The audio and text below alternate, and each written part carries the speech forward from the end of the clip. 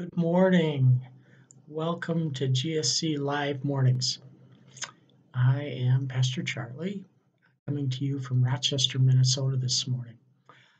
Let me share with you that I really appreciate these mornings. I'm looking forward to them every morning. This is day 23 in this exercise during this stay at home, whatever you want to call it, executive order, policy, whatever you want to call it.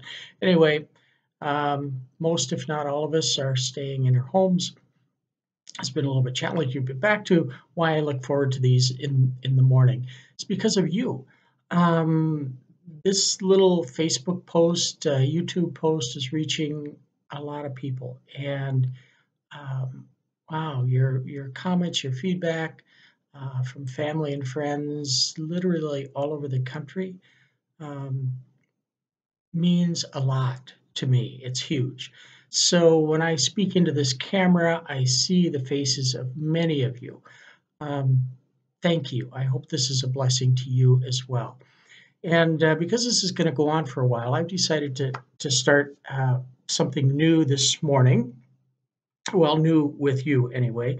So I get up every morning and comb my hair, try to get ready to be on camera, which is something very new for me, and make my coffee, make a cup of coffee or two for me. And I grab a mug and looking for a mug this morning, realized, wow, we have mugs from a lot of different places. You see, Cindy and I have been married about 40, close to 41 years. And in those 41 years, we have lived in 10 different cities or communities, mostly here in the Midwest. And everywhere we've been, we have come to love people, and but more than that, we have been loved. And we have coffee mugs from most of those places that we've lived, but not all of them. And so I thought I'd bring to you a different coffee mug each morning and telling you where it is from. This one this morning, beautiful blue mug. This is actually Cindy's, so I'm borrowing it from her this morning. This was a gift to her from her good friends at Red Cedar Clinic, Mayo Health Systems, years ago when she was the director of nurses there. So this morning, I have a shout out to all of our dear friends in Menominee, Wisconsin, one of the 10 wonderful places that we've lived in our married life. Um, so if you and I have coffee cups from most of the places, but not every place. So if you here's a challenge. And I don't want you to go out of your way, and I don't want this to be anything costly, but wow, if you have a mug from a place that you and we have lived together in, and you'd like me to show it on the screen because we're going to be doing this for a while, send it to us. Uh, our address is 285 Salem Point Drive, Southwest, Rochester, Minnesota, 55902. Anyway, let's get down to business this morning. It's Palm Sunday.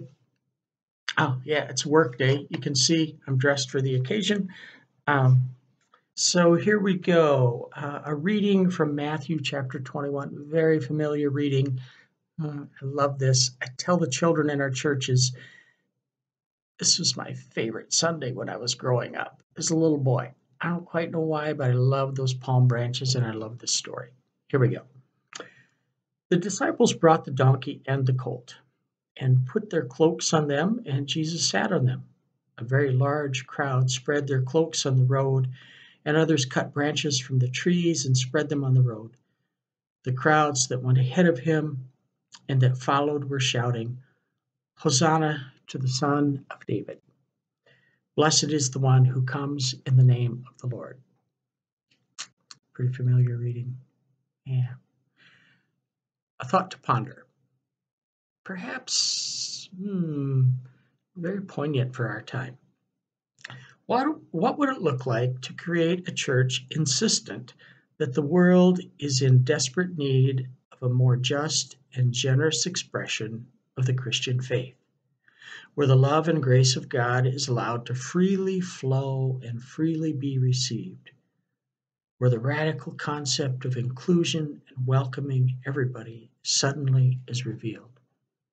Not to be radical at all, but actually, this lies at the foundation of the gospel. A church where over and over again we insist that you are a loved child of God, fully welcome in the family.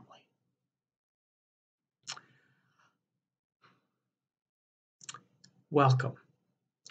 The Jerusalem crowds greet Jesus with the biggest welcome they can muster.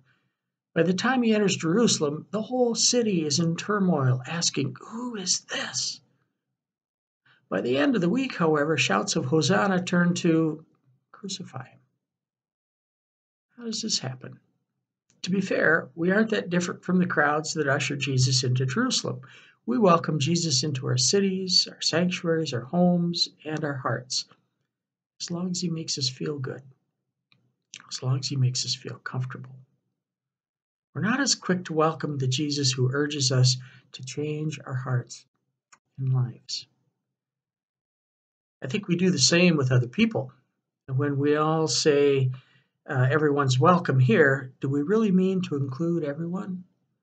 Do we welcome people only as long as we feel comfortable around them? Child of God, Jesus welcomes all people and all of what makes you who you are.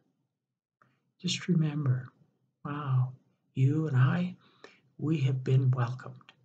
And, and I think back at the 10 different communities that Cindy and I have lived in, how we have been welcomed. It's amazing. And perhaps in these times of greatly changed plans, when things going forward are and will be different, maybe some of that's going to change too. Maybe we will rethink how we welcome others. Let's close with a word of prayer. Welcoming God, give us hearts and lives that welcome you and welcome all to be fully part of your realm and your kingdom. Amen. Hey, blessings to you. Have a great Palm Sunday. If you wish, you can join us on our for live stream worship at 9:30 Central Time.